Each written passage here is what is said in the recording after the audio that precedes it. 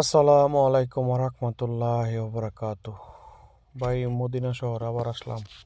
মদিনার ভিডিও দেখেন আপনারা, যারা যারা মদিনা শরীফ কাছ থেকে দেখছেন তো দেখছেনই, আর যারা দেখেন নাই হেরা মনে করেন যে আমার ভিডিওর মাধ্যমে দেখলেন। মদিনার দৃশ্যগুলা কত সুন্দর এবং কত পরিষ্কার দেখেন, মাশাআল্লাহ। নয়ন জোড়ায় যা, যেদিকে তাকাই শান্তি আর শান্তি দেখেন, কত সুন্দর। মানে আল্লাহর নিদরণ সৃষ্টি সবচেয়ে সৌন্দর্য জায়গা মনে হয় আমার কাছে লাগে মদিনা। এত ভালো লাগে যে কি বলবো, বলার মতো ভাষা নাই। আমি যতবারই আসি আমার কাছে ততই ভালো লাগে।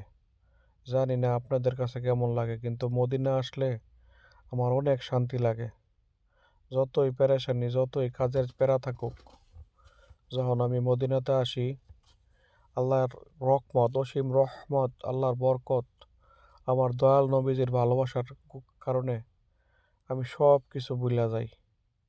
যখন আমি গায়ে 2 গ্লাস জমজমের পানি খাই, তখন মনে করি যে আমি আমার সব অসুখ, রোগ বালাই সব কিছু দূর হয়ে যায়।